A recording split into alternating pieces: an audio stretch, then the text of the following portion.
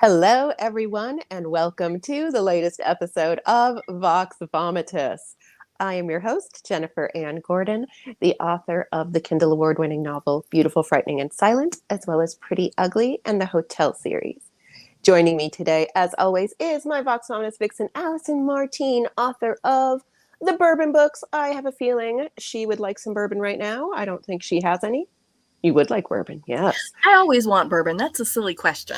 I know, that was a silly question. But the bourbon books include Dibs Since September, Move on Melinda, and Climb the Salmon Ladder.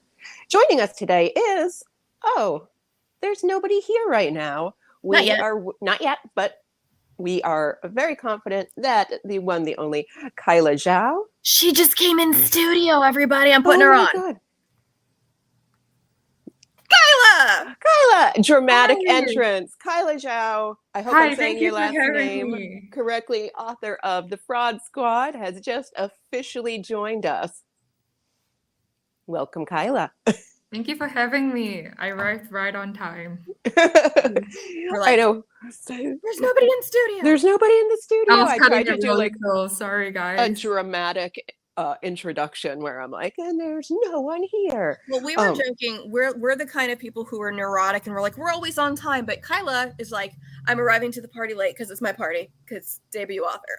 Yeah, debut author. Well, the book thing just is, was I'm released. actually at work right now. Oh. So yeah, such is the glamorous life of Don't author. tell Kyla's boss. She's on a podcast promoting her amazing new book.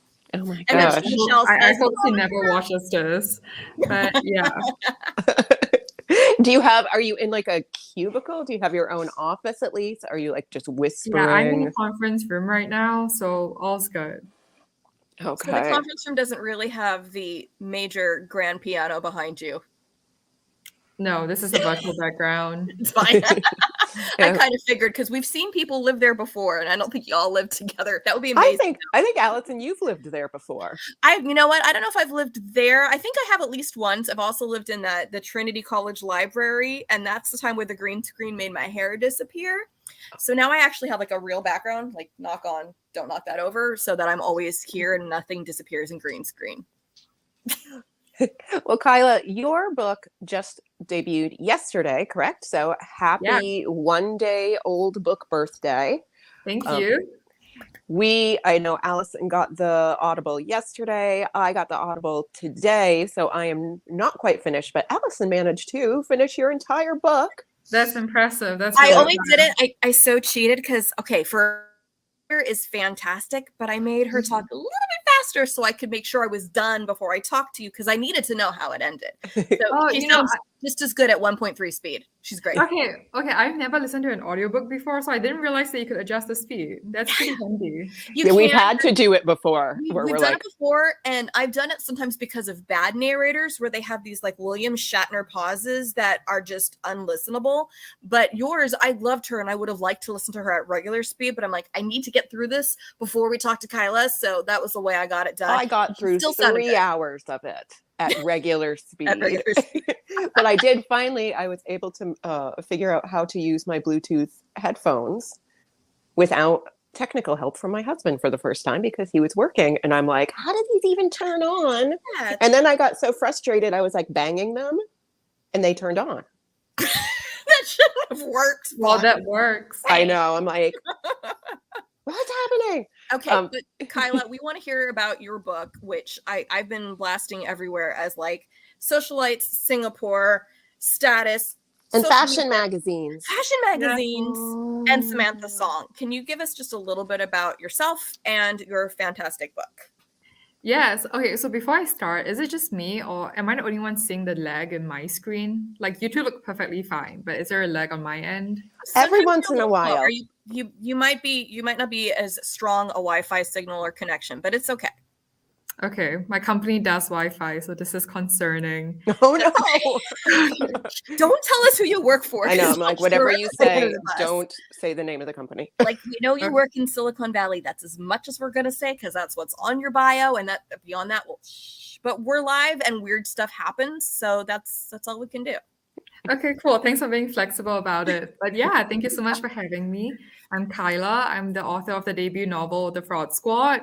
Like you guys said, it's about fashion, it's about socialites, a lot of scheming and scandals and glamour. And it's basically about a working class woman who believes that the only way to get her dream job at this luxury magazine is to impersonate a wealthy socialite. And so she gets the help of two friends to infiltrate Singapore high society, and shenanigans ensue, obviously. But as she sinks deeper I'm here into for the this- shenanigans. we are.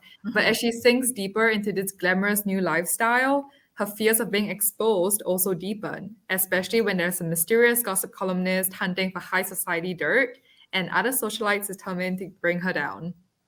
That's Love my it. little spiel. Yeah, it's a very good spiel.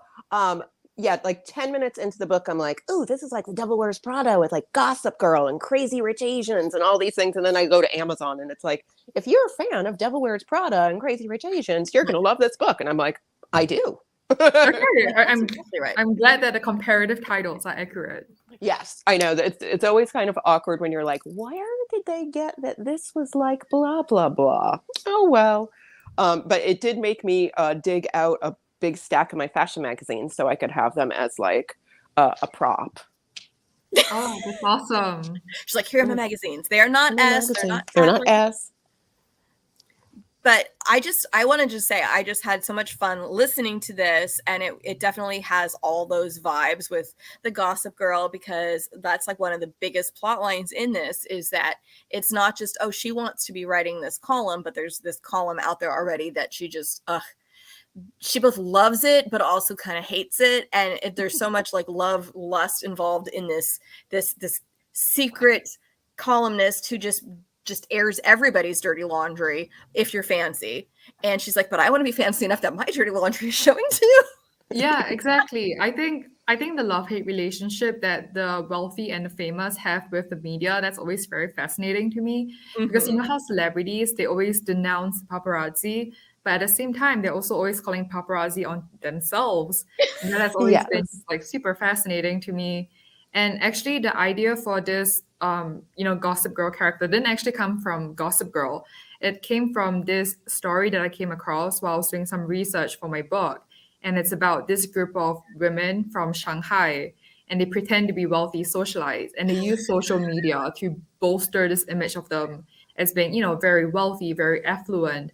But then how they got exposed and how they got brought down was because a journalist heard about it, and he pretended to be one of them and infiltrated their chat group. And then he wrote this like expose that just brought everything to light. And I was just amazed by how, they use the media to their advantage. But in the end, it's also the media that exposed them. And that's kind of the same vibe I wanted to convey in my book. Well, I love that. And I think I have like a weakness for like books about schemers and people playing a nice long con. So I'm just like, like everything from like Undercover Cops to things like Inventing Anna, like I love just the trickery of it. So, and you made it so much fun. Thank you. Yeah, this book was like one of the most fun reads I've had in a long time. And I was telling Jen, I'm like, my only complaint is that I had to listen to it at 1.3 speed to be done with it. Because this is one, I wouldn't say I would slow it down because she'd probably sound a little weird, but it was so much fun. I would love to be able to go back and listen to it again at regular speed. And just, I was actually taking notes of some of the ridiculous things being said. Like I wanted to start with us all saying prune. Get the perfect pout. I know. What's so funny is I listened to that part and I ran to my bathroom with my with my Bluetooth earbuds in, and I was in the bathroom going. Okay, I have to tell you where I heard that trick from. It was actually from reading this British tabloid called the Daily Mail. I don't know if you've heard of it. Yep. Yeah, and I think they said that's what Mary-Kate and Ashley, the Olsen twins, that's what they do. And that's why they always have like this perfect red carpet pout. And I read this and I was like 14 then, and it's stuck in my mind ever since. I was like, these celebrities, they're on a whole new level. Like they have all these little tricks and tips. I love it. Which is really funny that you mentioned them, because they're always the ones trotted out in the media of like, I think the last thing I saw is like one of the twins knows when you die and the other one knows how you die, because they always look really haunted now. Yeah, they look like little haunted dolls. They just look like someone has sucked their souls away, and it worries me. And my hope for that family is the youngest sister now, who's like, I'm a superhero, I'm good, but the two youngest ones are like, Exactly. No, worried. you got it right. It's also the Victoria Beckham face. Yes. Perfect. Yes. Well, you had a lot of British stuff going on too, because so one of the main characters is actually half Chinese, half British. And I admitted to Jen before we started, I said, I am a stupid white girl from California who needed a good map of Asia to put all these countries in relation, because we're set in Singapore, right? But you mentioned Malaysia, China, Indonesia, all these things. I'm like, I need to know how close these are, and can we hop on planes? Are these boats? How fast are people moving between these places? And then, of course, Timothy is half Chinese and half British, and he's studying. For half the time when he was talking about going to school in Durham, I thought North Carolina. I literally thought it might take place in New Hampshire, like, because our university is also in Durham. So I was There's just too many like, Durhams. I'm like, did he go to UNH? And then I'm like, why would he have gone to UNH, University of New Hampshire? USA. Yeah. Oh, I didn't even think of that. I mean, I guess it reflects the cultural difference, right? Like, exactly. Growing up, a lot of my friends go to the United Kingdom for college, and so Durham was always like a really popular option. So that's like the first thing that comes to my mind when I hear the word Durham. But obviously, for Americans, it could be something different. Now, if you would have said like Cambridge or Eton, I would have known. But Durham, like, Bull Durham? I don't know. These are things like, nobody tells me these things. And it wasn't till later where it was like, oh, he went to college in the UK, and that's when he studied there. And okay, that explains more. And I loved how his accent would get stronger or weaker depending on like his moods and his alcohol level. Yeah, right. I know people like that too, who are like they tone down an accent and then it just creeps up on them. Well, I'm having a little bit of bourbon now, so if I start getting really New England sounding, you'll know. We'll tell you to stop. I'll be like, get away from Boston, Jennifer. You're in California, but you don't sound like super Californian, which I do, which I appreciate that you don't, because you probably worked not to sound like that. But did you study out here, or were you studying in Singapore? Like, where's your education background, and how come you don't sound as Valley Girl as I do? Okay, so I was born in Singapore. I grew up in Singapore, and I came to California in 2017 to attend Stanford University, and I've been here ever since. So it's been like, what, 6 years? Yeah, wow, that's actually been quite some time now. And I guess my accent is not entirely American. I think there's definitely still like traces of my Singaporean accent. Oh, yeah. Well, but you don't sound Valley Girl, and that's because Stanford's not down here where we all sound terrible like this. Where are you? Are you in SoCal? Yeah, I'm in SoCal, and I do remember, I always share this story because it cracks me up every time, that the first time I traveled abroad, I went down to Brazil when I was like 17, and people were asking me, oh, where are you from? And I'm like answering in Spanish, oh, Los Estados Unidos. And they're like, no, but like where in the United States? I'm like, oh, California. They're like, yeah, we hear it. So even in Spanish, I have a SoCal accent. That's so interesting. It's so bad. I'm just like, I swear I'm not an airhead, but some of it's just, it's genetic now. And I wasn't even born here. I was born in Pennsylvania, but it creeped in over the years. When I was younger, I really wanted to be a Valley girl because I grew up reading these books called The Sweet Valley Twins. I don't know. Jessica and Elizabeth. Yes, exactly. And then they were described as like, the perfect Californian girls with their golden hair and their Californian and 5'6" and they're tan and they all nice. Their little dimple. Convertibles. Yeah, and I was like, oh my god, I want to be just like them. Like I wanted to be like a Sweet Valley girl. Sweet Valley. Yeah. I wanted to. So for a while when I was like in junior high, I fancied myself a Jessica of the Sweet Valley Twins. Because you have to pick which twin you are, of course. Yeah, even though I'm clearly an Elizabeth, but Jessica was like the one who was just like, like super confident and everything. And I'm like, that's who I want to be. She dated a 25-year-old and like. Oh my god! The third book. They had some pretty wild plot lines. I know, because now, like, if you like, thank goodness times have changed. No YA editor would approve that now. The YA editors would be like, "Yeah, we're not going to have the grooming. Let's just take that out. Thank you." Well, Jen and I were talking a little bit about like the genre of your book. So like, this is not a YA book, but it's got romance elements, but it's such a friendship-based book too. So I don't know when you guys were back pitching this book where it fell, if they're like, okay, so Devil Meets Prada, Gossip Girl, a little bit of, we've got some, the Fraud Squad in of itself. That title is just amazing. Not just because it rhymes, but it's just perfect. But I felt like when I was reading it that the romance element was there, but the friendship one was the one that pulled me in just as much, with so many moving pieces and places where I was just like hurting and watching these friendships fall apart, and I just wanted everybody to sit down and be nice to each other, and I was like, Kyla, why are you doing this to me? Yeah, I think that's a really good point about the genre, and I would say that it's not a romance. I think maybe in some parts it's been marketed as a romance, but I think ultimately it is more women's fiction. The story is very much about Samantha, and although there is a romantic plot line, I would say that is not the primary plot at all. It's about how she comes into herself and how she's trying to find her way and define her own identity in this world. And it's also a career workplace story almost. And when I was querying agents, when I was looking for an agent, I did have some agents suggest if I wanted to age it down to YA. And they were like, oh, you can remove all the mentions of the alcohol. And I was like, wait, but what about her career? Like her job. Champagne is required at these events. Come on, people. Yeah, exactly. And look, the kids in Gossip Girl drink. That's true. Precisely, yeah. And then I was like, this is like a story about her career and how she's trying to get her dream job. Like, how are we going to remove that and put it into YA? But yeah, I think ultimately there is quite a lot of crossover potential between the YA and the adult audience, just because there are no like spicy scenes in this book. Yeah, right. So I feel like it's digestible for like a wide range of age groups. Yeah, I was going to say I would say this is one that it gives you the feels without ever getting too risque or having people go, oh, let's clutch those pearls because we just had really graphic scenes or anything like that.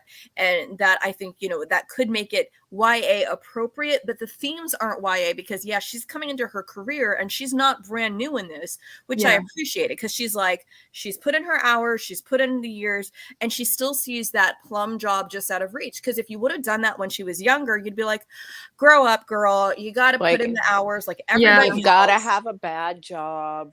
Sneak into the conference room and go on podcasts. And sneak in and go on podcasts and hope that the internet's like, don't tell my boss what I'm doing. No, but I love that she'd put in the hours and she was still seeing that like this system is set up stacked against her because it's all about pedigree and you can't force your pedigree unless you fake your pedigree. So that's what she goes and does. Yep. And the fact that she's got these other people who have their own reasons for wanting to go along and that it isn't just her. Like I liked the fact that it wasn't just her, but she actually does have a squad. Like the title is totally dead on. Like these are the people and they're doing the fraud, giving her clothes, giving her the invites, getting her where she needs to go. But there are places where like some of those frauds, I was just going, this is going to bite you. This is going to bite you. Let's wait for it to bite you. Yes. Yes, exactly. And I think ultimately I do like I actually did consider like a fake dating plot line where she just like pretends to date a wealthy man like Timothy in the Fraud Squad. I'm going to tell you, thank you so much for not doing that because it is one of my least favorite tropes. It has to be done pitch perfectly perfect for it to ever work. So like when pitch perfect. Okay. When the book first started and like there was like obviously some sort of chemistry with hot Timothy, I'm like, oh no, is he going to be her fake boyfriend? So thank you. That was not the way you went. Yeah, because I mean, I wanted her to make her own name instead of just being associated with a boy who comes from a family whose last name is already so famous. Like ultimately, that's not what Samantha is about. Like she wants her dream job and she wants to do it on her own terms. And yes, that involves committing fraud, but ultimately it's still very much driven by herself. Fun fraud. Yes, fun fraud. Well, and I think something that she mentions at some point, it's like, it was all about getting her foot in the door and then being herself, though, because it wasn't like she was putting on some fake personality or anything, but more about she wouldn't have been gained or even offered entry to these places without those invites. And cutting back to the idea of like, it's so arbitrary who gains the invites and who doesn't. Yeah. That it's like, why should this person, because their parents are this, they get to go to these things and someone else doesn't because their mom is a nail technician. I really wanted to do my nails beforehand, but I didn't have time because, okay, like if nails could be a character in a book, the fact that your mom was a nail, the mom, not your mom, you're not your character. I do that. The mom is a nail technician. I was just like, there was some point, and this isn't a spoiler, but at the point where she's like, I can't look too good because then I won't get tipped as well, because like they don't like people who look better than them. They want to have people who are waiting on them be kind of more average and all Yeah. that. I was just like, that's Like, just it's just sad. Yeah, that happens. So yeah, it is sad. Yeah. So you told us a little bit about your querying process. You obviously had agents say things like, "Oh, like, can you make this YA?" Did you stumble across anything in your like path to publishing that was just like those heartbreak moments? We have a lot of writers that watch the show, and we all commiserate and go, "Oh God!" Like being in the query trenches, being out on sub. Just like the silence of sub. the silence of sub. What was that experience like for you? Yeah, I would say that like the real heartbreak actually came before I entered querying. So I did this writing program called Pitch Wars, which is now no longer running. Yeah. But they are famous because at the end of every cycle, there's this agent showcase where agents come and they pretty much like select your work. And it's kind of like a true train to getting an agent instead of, having to go through the slash pile. But actually, when I was revising my book, when I was working on it, I kind of broke it. I wasn't doing a great job of it. And so I really fell behind. And then I had to make like the decision to not do the agent showcase. And I think in hindsight, like looking back, it's, like it's such a small thing. But during that time, I was genuinely really devastated because almost everyone else in Pitch Wars was doing it. And then we were all in the same big chat group. And then I just, like everyone was so excited and I was excited for them, but I kind of felt left out. And then I felt like I was falling behind. So yeah, I think that was kind of the first introduction to the idea that, ultimately like writers, like we're all in this together, but we're all on different paths and different timelines. And it's so common to feel that sense of imposter syndrome or to feel like someone else is moving ahead of you. Yeah. And you really just have to learn with time and with experience to block it out. Yes, exactly. I cannot agree more. Allison and I are longtime friends. We've been through many different and the same ringers together. And I don't want to say it, we love to hear these stories from people who are having smash great successes, but I think it's important that we talk about, sometimes things go wrong. Sometimes we break our own books. Yeah. Well, and I know I've done that. Well, and I love that you pointed out that like you're like, in retrospect, it wasn't necessarily the end of the world, but at the time it felt like that, because I think a lot of us have had those things where it felt like the end of the world. Something happened that like my career is over. This is never gonna work out. But in retrospect, okay, we moved past that. It's okay. So I just hope that when that happened for you, you had like support people around you to say, Kyla, it's okay. We're moving on. Because I feel like that's the number one thing a writer needs is like their buddies to say, we got you. We're not dropping you over this. We're going to keep pushing you forward even when you can't do anything yourself. We're just going to hold you up. Yeah, exactly. No, like 100%. And, I do know that there are some writers who, like, as they move up the publishing stages, they kind of surround themselves with writers who are at the same stage that they are. But I think that really just creates like a very insular bubble, and it creates this sensation in your mind that if something doesn't go your way, it's the end of the world. Like you need friends at different stages of publishing, and you need friends who are not in publishing, who are not writers, just to give you like some balance and perspective in your life and remind you that at the end of the day, like writing is not the end or be all, and getting published it's very nice, but it's something that, you don't need to have. No, we don't have the nuclear codes, so it's not like but it's always having non-writer friends is amazing, because when they're like, your career is going so well, and you're like, is it? Like, they just see books. They see books, and they're like, you wrote those books. Yes, exactly. Precisely. Yeah. Like, yes, I wrote the books.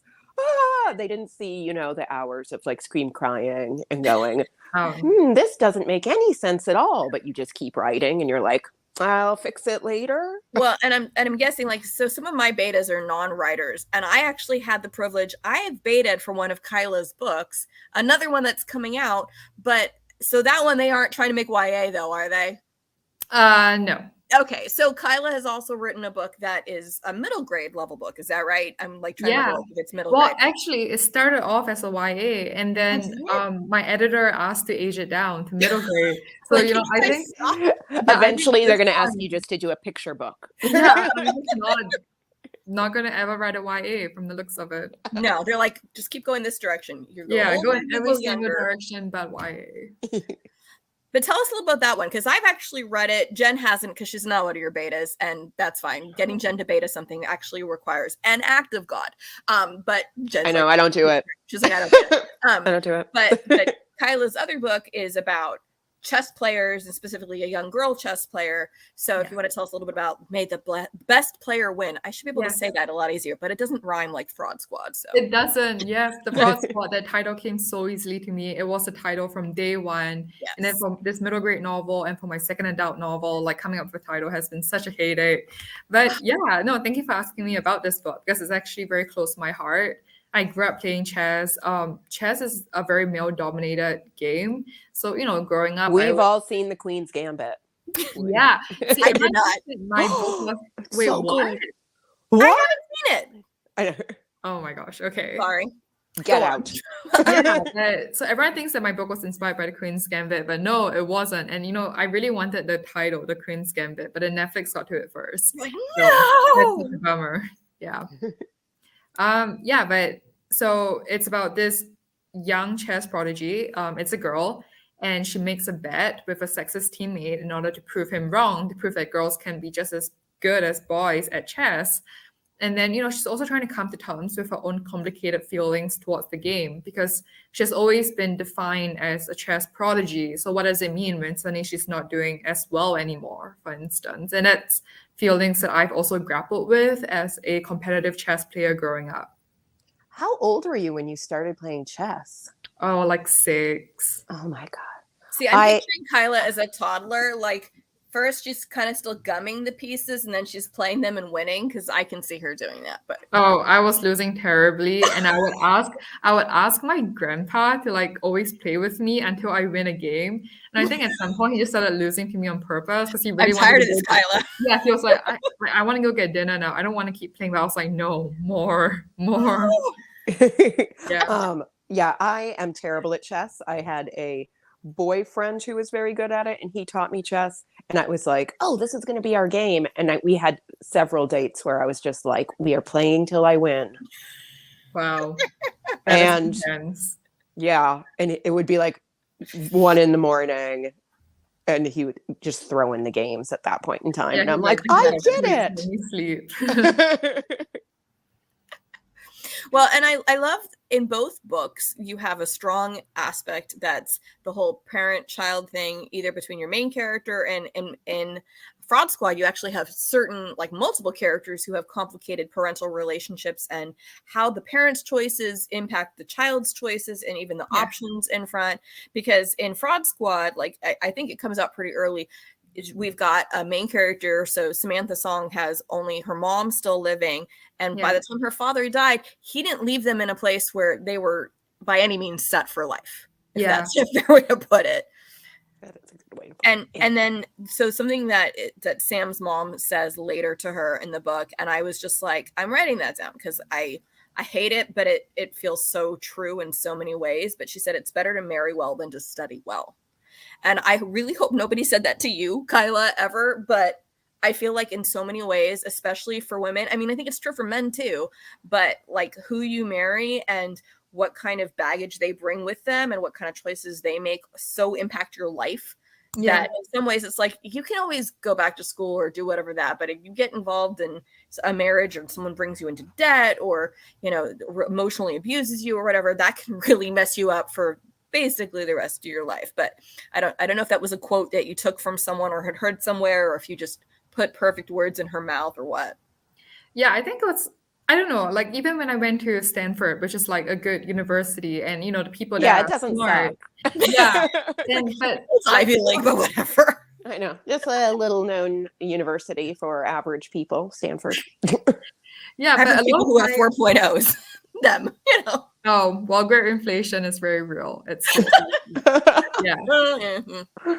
Yeah, but a lot of my friends would joke like, like, oh, why am I working so hard on this problem set? Like, let me just go, like, because a lot of rich kids go to Stanford, and like, let me just find like this guy and then I'll be set for life. Like, what's the point of having a 4.0 when I could be, going out with like a wealthy guy? So yeah, like everything was said as a joke, but I think there is a kernel of truth in it, which is why people would even say things like that. Well, and they joke there's certain universities that people only go to get their MRS degree. Like yes, I've heard that as well. To meet and marry well, but there's pressure from different characters in Fraud Squad about parental expectations. Oh boy. Elisa von Schulman says, at my school, we called it ring by spring. Yeah. Wow. Elisa, I know what college you went to. I'm not going to out it, but I think that's probably more true at certain, maybe faith-based institutions where it's an expectation as well, because, you cannot be complete without, that's not true. But if that's what I went to a fine arts college. There was no marriage, just debt and just debt and going, which Starbucks are you going to apply to next? I don't know. What about you? Yeah, just debt and working in retail. Okay, but I didn't mean to bring up Starbucks to just go off on the tangent, but you have a scene, I'm not going to spoil it, but there's a scene later in the end where there's an explanation of what these coffees are, and I wish I had a pen to write this down because I want to go make some of these coffee concoctions because they aren't necessarily like what we can get in coffee shops here. I wanted to know if these were Singapore specific or Asian wide, or can I find them somewhere here if I go to the right place somewhere near me that has a strong Asian community, because I want some of these drinks like right now. Oh yeah, so I think it's maybe local to Southeast Asian, but for sure I think Asian stores would carry like the coffee packets that they make. Yeah, but I think it's actually really just normal coffee. And then it's just like called a different name. Sounded better. Well, it sounded better, but there was also stuff like, oh, this one has like evaporated milk and all this stuff, and I'm going, evaporated milk, you do stuff with condensed milk and we end up getting caramel. Does this turn into caramel at the bottom? And how do I make my drink become magical like that? Because I want that. And I would like caramel at the bottom of a drink, please. Well, Starbucks just dumps it right at the bottom. That's where it goes. I was a barista. It's just like down. Obviously. You're like, fine arts. Of course I was. And then it's like, yeah, I was a barista. I know. There's also like a toast that doesn't get described in detail till way later. And every time the toast came up, I'm like, I want this toast. What's on the toast? Oh my gosh, yes. What's on the toast? I don't care. I want the toast. Yeah, it's like my favorite food and I miss it so much. It's called kaya toast, and kaya is this like coconut jam, and it's like not super sweet, but it's just like the most amazing thing. And then it's actually green in color. I'm pretty sure they add food coloring to make it like look a little bit more green for the aesthetic. But yeah, it's like delicious. So you put it on toasted white bread, you spread a layer of kaya, you spread some butter, and you toast it, and it's like this warm, gooey delicacy. Okay, and so you're killing me. So is it more sweet or more savory? It's more. Ooh. I mean, yes, I guess it's like a sandwich, right? It's kind of like PB&J, so I guess it's sweet. Yeah, I'm gonna need that. I'm gonna be like looking around at any places locally. Like, do we have any place that is serving that? And I don't even know if they'd have to import that or what, because where I live, there are a lot of places that serve boba. We have boba in my freezer right now. Like, I can get a lot of the good stuff because I'm in SoCal.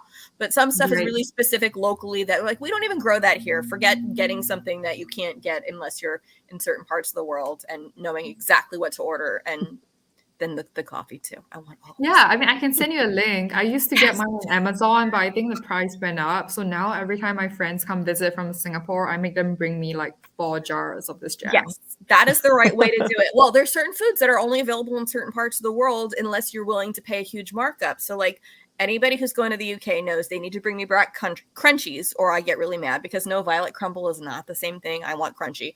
And certain places, like, they have just the right way to make it. And even if you can get it here, it's not really the same. It's not. It's not. I mean, my mom used to have my grandfather's church ship us mincemeat. That's how religious my mom was about mincemeat. And everybody else is like, what's in mincemeat? And I said, you don't want to know. You don't want to know. You don't really want to know. Okay. Have you ever had mincemeat, Kyla? No, I don't. It's disgusting. Sorry, I'm a vegetarian. Well, yeah, you are a vegetarian. You won't, but it's like almost rum raisin, where there's raisins and other fruit and stuff. And when my mom had tried to make it herself, some of the things were hard to find, like quince. Like, where do you find quince? But it actually does have like beef fat in it. That's why it's called mince meat. So vegan or vegetarians are going to be like, I'm not eating your stupid pie. I'm like, it's Pennsylvania. I don't know what to tell you. And I think it's UK originally, but and it was very popular in New England too, like any kind of Northeast. Californians are in blissful denial about what mincemeat is, and I'm sure most of them are like, "We'll stick." It's because of the words beef fat.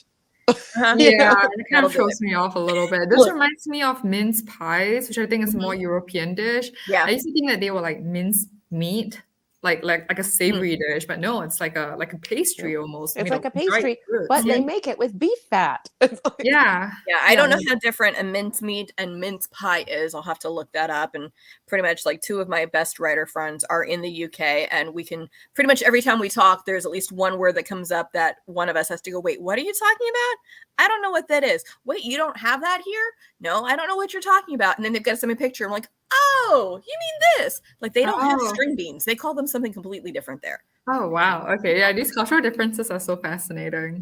And you're like, aren't we all speaking English? And the answer is no. You're really Californian. Sorry. Yeah, well, it's like eggplant, right? Like I know 3 different words for eggplant. Okay, I know eggplant and aubergine. What's the third? Oh, it starts with C. It's like, I don't want to pronounce it. It's like COURG. Oh, a courgette. Courgette, like a right? courgette or something. Some regions call it that. It might be, yeah. And sometimes there's like a slight difference, like a Japanese eggplant and an eggplant look the same, similar, but they're not exactly the same. So like they are related vegetables, but if you get a regular eggplant, it's going to be bigger than a Japanese eggplant, you know. And when you get to something like chili, forget it, because there's 87 billion kinds of chilies. Oh my gosh, yes. Yeah. There's Anaheim, my hometown chili.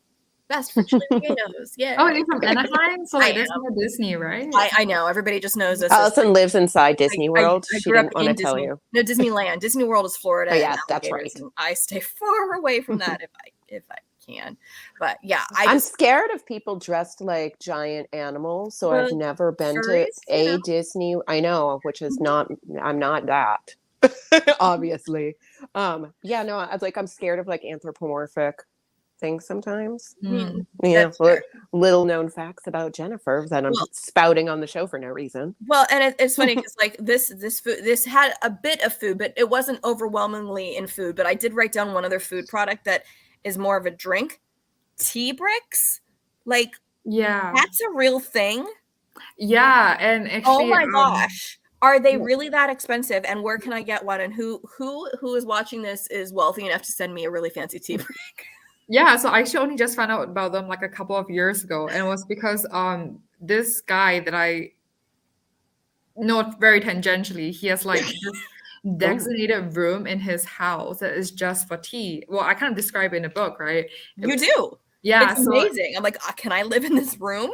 Yeah, like just imagine like having so many rooms. You can have one just designated to your tea. It's kind of like a wine cellar, I guess. Yeah. And tea bricks are just like tea leaves, and then they have been really compressed and packed into like a brick form. And then you can do all sorts of like nice carvings on the surface, so it looks very nice and aesthetic. And it's just another thing that rich people can spend their money on. Exactly. Like it's not all just purses and Louboutin shoes. Well, it's funny because like my husband is a teacher, and the school district he's in has primarily Asian students, especially because he teaches like for the advanced classes. So it's pretty much, he's like, he may have 1 or 2 non-Asian children, and then they're from all over different regions, and some of them are first generation, some of them have been here 17 generations. But he's like, I don't really drink coffee, I prefer tea. We got all the tea this year. None of them came in bricks. They came in all these great different things. Some of them are loose leaf, some of them are all these great designer packages, jasmine tea, green tea, tea with every kind of brand. None of them came in bricks, and now I feel like they don't love him enough because we didn't get a tea brick. Yeah, tea bricks are definitely expensive because just for it to maintain its form, like a lot of maintenance has to go into it. Yeah, like how does it stay in there? And then once you have 1 cup, does the thing like do you have to does it disintegrate? Yeah, I don't know actually. You're like, I'm not that rich. I'm also looking for people to send me tea bricks. Exactly. For anybody who would like to congratulate Kyla Zhao on her debut, please send her a tea brick. Courtesy of and they have to be $2 million. Exactly. Oh my gosh. That's amazing. Well, so there was a lot of food reference, but obviously there was a lot of fashion, because fashion is okay. Nails and fashion would be the other main character.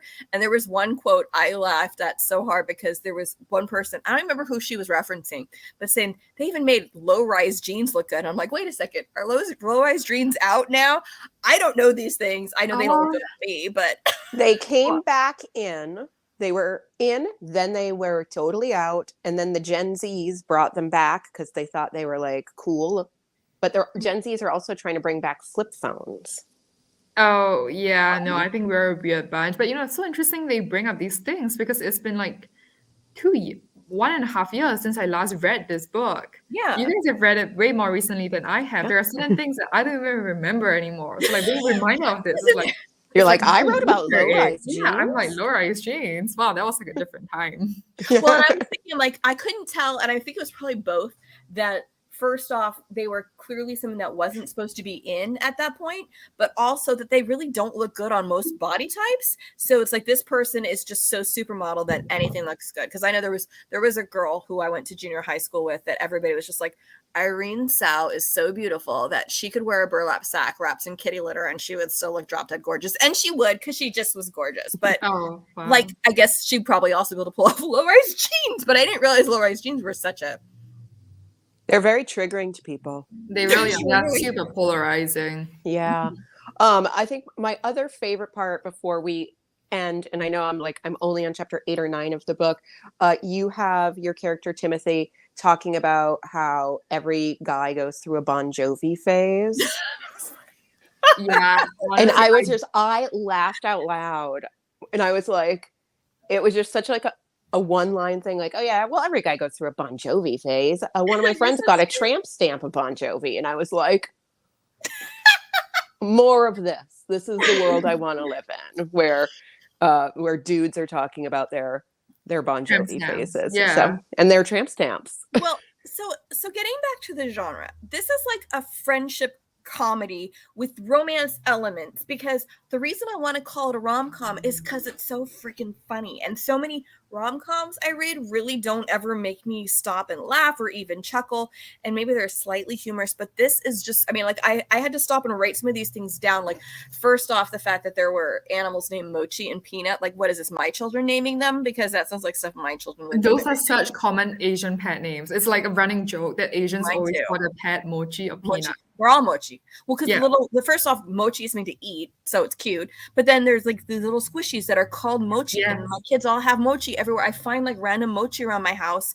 and my daughter runs a Mochi spa where she cleans them because they get dirty because they're kind of sticky almost. Interesting. But they're really cute. And I'll put them sometimes on I don't have one here because I'm in the back room, but I usually will put like one of them with me. I'm like, oh, I've got my Derpigator here because his eyes are kind of like this, but he's a little gator Mochi. But the other line, and I have to say this one because you also referenced a series that I'm not a big fan of, but you did it in such a wonderful way. The woman can contour a nose on Voldemort. Oh, yeah. That's a great line. No nose, but she can contour the nose. Oh my gosh, I forgot I had that line in there because, yeah, this was before the whole like debacle blew out. And actually, I had another Harry Potter line that I removed. You're like, no because more of this thing. And I completely forgot about this Voldemort line. Okay. But that's a good line. But it's such a good line. And it's like, we joke that that's the price of going evil is you lose your nose, because there are other characters like Vecna on Stranger Things. So if you ever had to do an update on this, you could say she can contour a nose on Vecna, because Vecna has no nose either. It's like, what is it? You go evil and your nose is just gone. Yeah, well, I hope Stranger Things never gets canceled, because if not, I'll have to keep updating my book with new I know. Yeah. They're supposed to have one more season and then be done. So I don't think it'll be like canceled. So hopefully everybody is. You could always say she could contour a nose on a syphilitic patient from the Victorian era, because they also lost their noses. They also lost their noses, but super gross and disgusting reference. Yeah, that's kind of gross. Like, why is she touching? I'm a horror writer. With like, they're probably still contagious, possibly, and then I'm worried about her. But Voldemort, that's totally syphilis. Fine. Yeah. Kyla, thank you so much for joining us today. You have been wonderful to talk to. Thank you for taking a little bit out of your work day, hiding in that beautiful conference room with the grand piano. Yeah, no, obviously it's my room. Yeah, obviously. thank you so much. And of course, Allison, thank you. Thank you, everybody Thank you who's so been much, watching. everyone. Yeah, thank Stay you so much tuned. for having me. I had a lot Stay of fun. tuned next week when we have Amber Garza. We were supposed to have her a couple weeks ago. We had her rescheduled, and very excited. Amber Garza next week talking about her book, A Mother Would Know. Well, that sounds really good. It is so good. We read it and then we had to reschedule, and we're like, we'll just be like this for a couple weeks then. Yeah. And with that, we'll go. Bye-bye. Hi, thank you.